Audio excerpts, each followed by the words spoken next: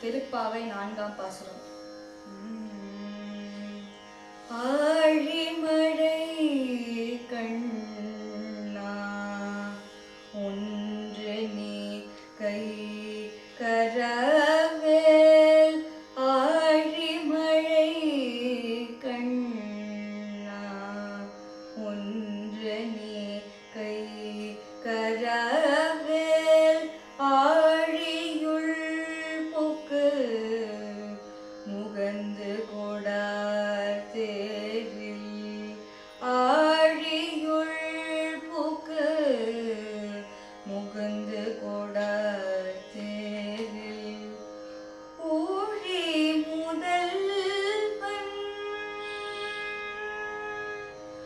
ஊழி முதல்வன் உருவம் போல் மெய் கருத்து, ஊழி முதல்வன் உருவம் போல் மெய் கருத்து, பாழிய தோளுடைய பத்மநாபன் கையில், பாழிய தோளுடைய பத்மநாபன் கையில், ஆழி போல் மின்னே வலம்புரி போல் நின்றறிந்து, ஆழி போல் மின்னே வலம்புரி போல் நின்றறிந்து, தாழாதே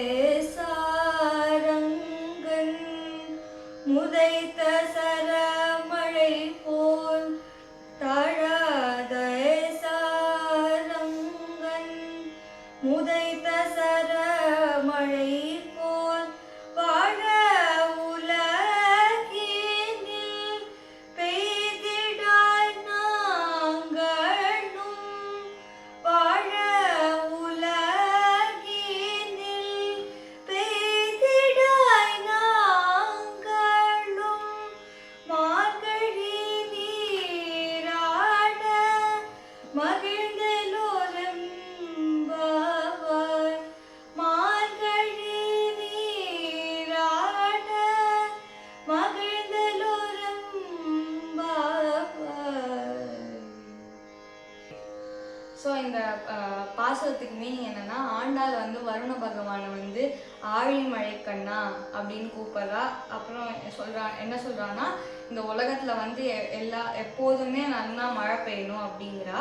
அதே மாதிரி வந்து பத்மநாபன் கையில இருக்கிற சங்கு வந்து கர்ஜனை போலவும், சக்கரம் வந்து மின்னல் போலவும், அதே மாதிரி வந்து